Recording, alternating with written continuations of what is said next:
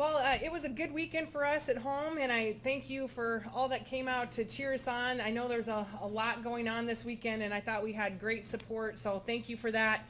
We had a tough Missouri State team on Friday, and the match really started off very similar to the match down at their place.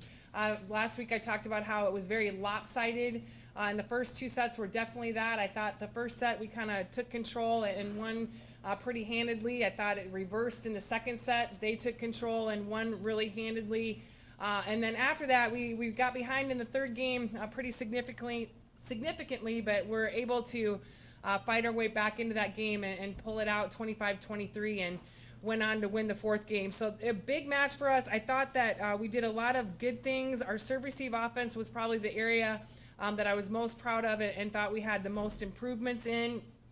So that was big. Missouri State, we have a lot of trouble with the offense that they run, fast to the pins and fast in the middle. And I thought that although we struggled with a couple of those things, especially blocking-wise, our timing at times was very good and at times was very poor. But I think the biggest positive in my mind is that we didn't allow that one area of the game to affect other areas of our game, which is sometimes a tendency that we have to do. So was very happy that the things that were frustrating for us, we didn't allow that to affect our entire game. So that was a huge positive in my mind.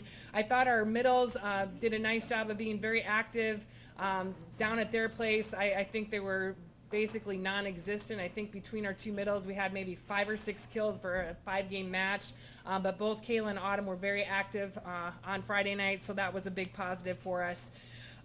We had Wichita State the next night, a very athletic and physical team that is playing very well. I think the biggest, the toughest thing with Wichita State is that they play so many different people, and we watched a month of video on them, and there was just different people every night that they played, and they have people that are very capable of doing that. So scouting them is very difficult. You know, we can't give our team information on every single player that has the potential to play because they will be lost. So what we did is we went in with a very generic game plan to start with, and then worked hard to adapt to whoever they had in and what those players were doing. And I thought we did an okay job with that. I think, again, defensively, there were some things that we could have done better. We had a lot of trouble shutting down their right side. Their middle in transition was tearing us up. So a couple things that we definitely, if we end up playing them again at some point, need to be better at. But again, it's a situation where I thought we didn't let it affect the other parts of our game. So a lot of positives. It was great. We had Amy held back this weekend.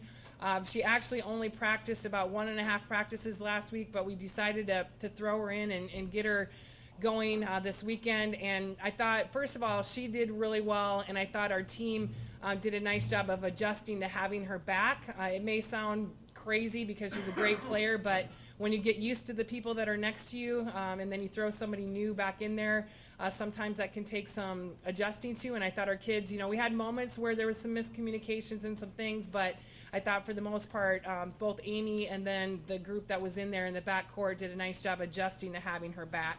So that was a huge positive for us. Going into this weekend, it's a tough road trip for us. It has been the last few years. Southern and Evansville are two teams that play very well at home. They have a very different atmosphere. It's a small, tight gym at both places. Southern, for sure, we know will be packed, and the fans are very much right on top of you, similar to West Gym, but smaller. They don't hold quite as many people. So they definitely play well at home. Southern right now has won 3 of their last 4 matches, and their only loss is Illinois State, who has not been beat yet. They're the team that I talk about that have the very fast offense, and when they were here, we served very tough and took them out of their offense, I think, basically with our serving. So we need to be prepared for their ability to be in system at home and to defend that fast offense. They have one of the best middles in the conference right now with Pippin, second in hitting percentage. So they also run a 6-2, meaning they always have 3 hitters up that you have to be aware of. So we'll present some challenges that way. Evansville, it's interesting. Out of all the players in the conference, they have the number 1 and number 3 point getters. So obviously 2 kids that we need to figure out how to slow down. Both teams are very strong blocking, 1 and 2 in the conference in blocking. And being honest, one area that I feel like we have the ability to be better at, that we have not improved on, is our coverage and pocketing. I feel like teams get blocks on us that we could easily get up. So what's positive in my mind is that we get a big chance to work on that this week and weekend, having two teams that are very strong at blocking. So we're looking forward to getting better at that, because I know we're very capable of that. So a big week for us in terms of the conference race, and we're looking forward to it. Any questions? You brought up how tough that you served Southern Illinois the first time. What did you think about the service game just over the past weekend? I thought, again, it was a good – we've done well in serving over the last few weeks. And this weekend, I felt it was probably a little bit more inconsistent. We had, I think, games that we served very well. Part of that is I just felt Wichita and Missouri State did a nice job of passing. There was some times where we served very tough, but they were still passing well. But that continues to be an area of our game that we want to keep improving at, but has also improved a lot over the last few months.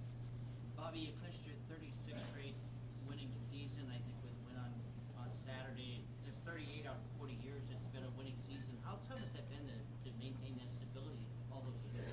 Yeah, well, it's definitely an expectation. You know, it's not only, it's for our coaching staff, but our players as well. You know, every team goes in and, our goal to win the conference and to make it to the NCAA tournament. But we've really, beefed up the schedule over the last years, and so it makes those challenges in my mind even bigger. But more importantly for us is the tough schedule. Obviously you want a winning record, but having that tough schedule to be able to prepare for ultimately making it to the NCAA tournament, which for us that automatic bid is the conference tournament. So being prepared for the conference tournament, giving yourself a chance at an at-large bid if you knock some of those tougher teams off in the beginning. All right. Oh, Money. Bobbi, I got one question.